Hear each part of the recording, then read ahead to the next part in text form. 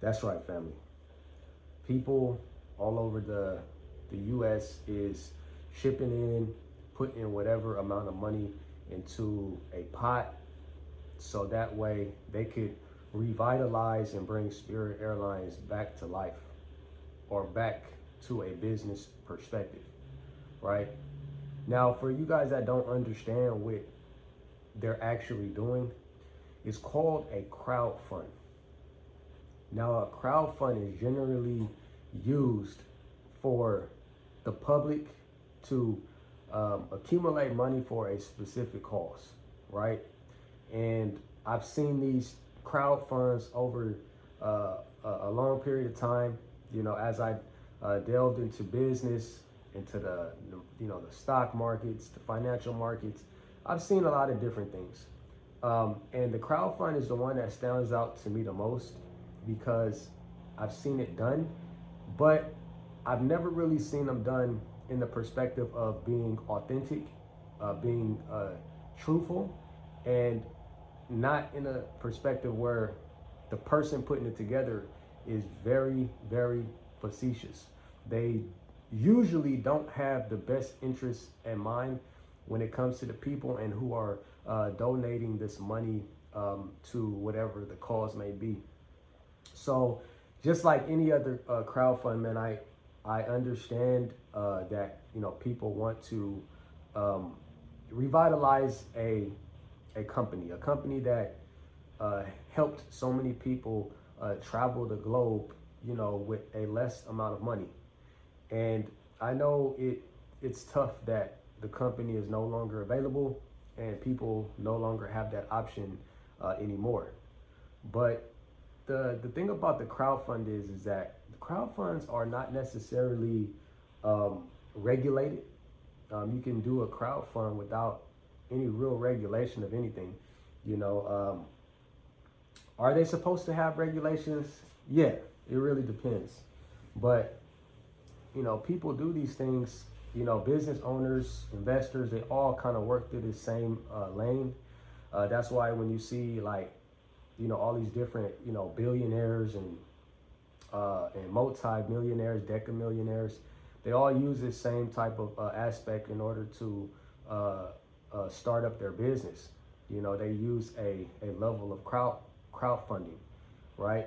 And like I said, I've never really seen it actually come to fruition and to be successful. I normally see that after people donate and give their their investment money or whatever money that they have put up, the person that's receiving the money on the other end usually just kind of runs out the door with it. You know what I'm saying?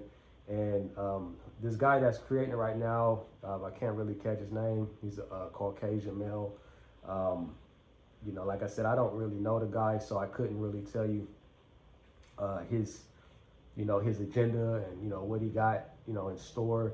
But all I can tell you guys is that if you're going to do a crowdfund, just know that the money that you put up, it might not go to the successful lane that you would expect it to go to.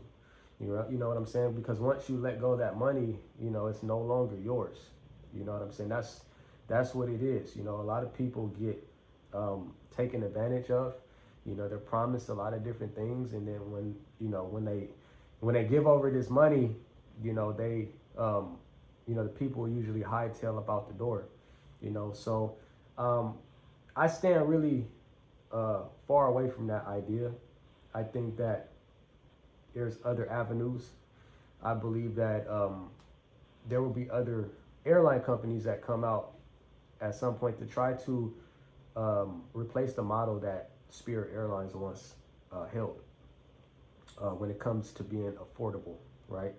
But you giving all of your last dollars and your paycheck, and then some of you guys, or most of you guys, are not in position to even be investing like that. And I say that with genuineness. I don't say that to be facetious. I say that because the numbers in the economic system tells me that So I don't really have to pocket watch nobody. I don't, have to do none of that. I just know that by the numbers that people don't have that type of money to put up and be in position to lose, because money is a little bit hard to come by. And if you're check to check, the average person don't have $500 in their savings account. So, let alone you taking that away from stockpiling on maybe an emergency fund and you putting it, into somebody's crowd fund, and you don't know the agenda of that person. You don't know what they're gonna do with that money. And that's just the thing about it, because there's a lot of, multimillionaires and billionaires. They always do crowdfunding. They get away with, stealing people's money, and you never see them again. They've done that for many, many years, and they're still doing that, till today. You know what I'm saying? So, that's relatively my thoughts, man, on the whole donating, money to the crowdfund to revitalize, spirit, man. I think you guys should really think advantageously and kind of step away, man. I think this is something for for big investors. You know what I'm saying? Because they can afford to fuck up. If you're an average person, check to check, man. You're not in position to be fucking up like that. You know what I'm saying? And do I think that people are making a lot of jokes about it?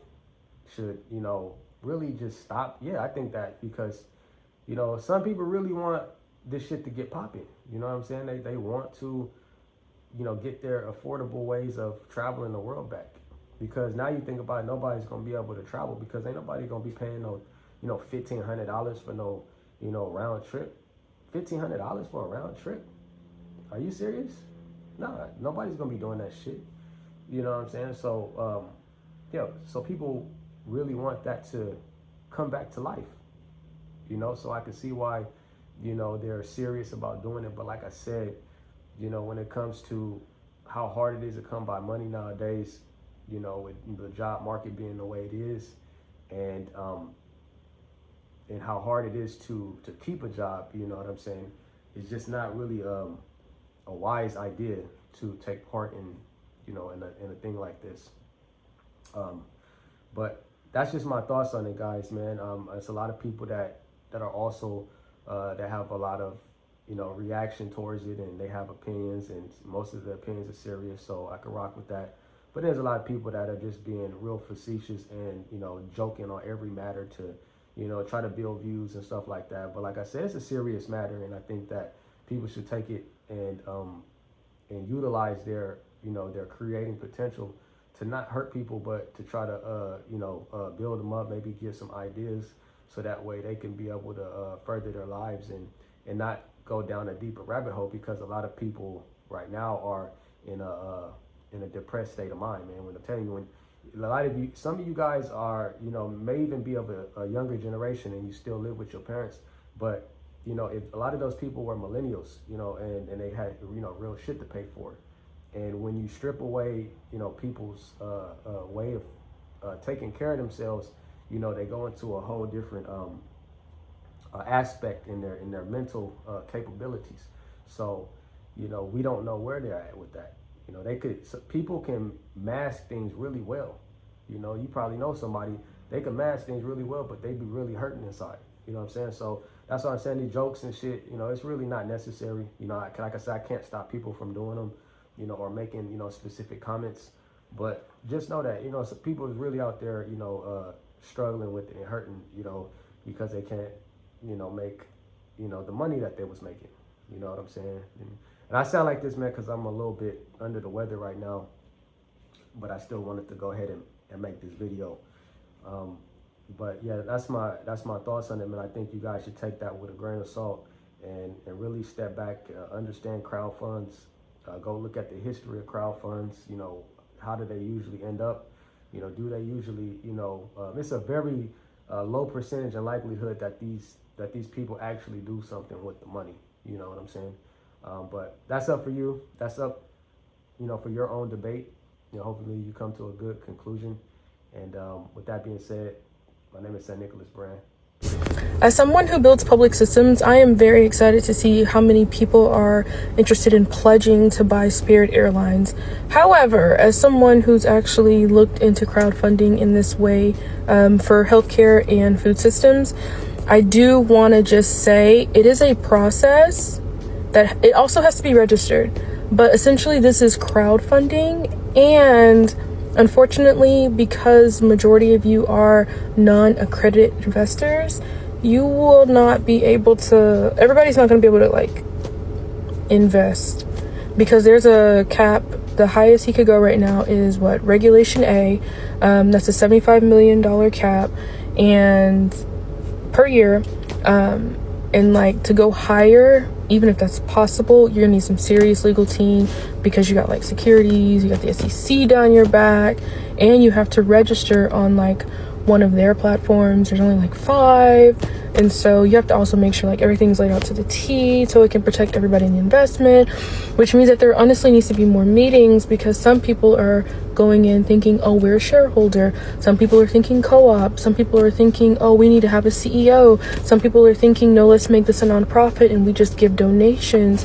The nonprofit idea, though, it actually would be hard to make the airline the nonprofit. And then there's some people talking about the debt. Some people talking about, oh no, we can negotiate it. So essentially, before you go and, you know, actually take money to do this thing, all of these little details have to be figured out and approved. And then that's a process, and that could take time.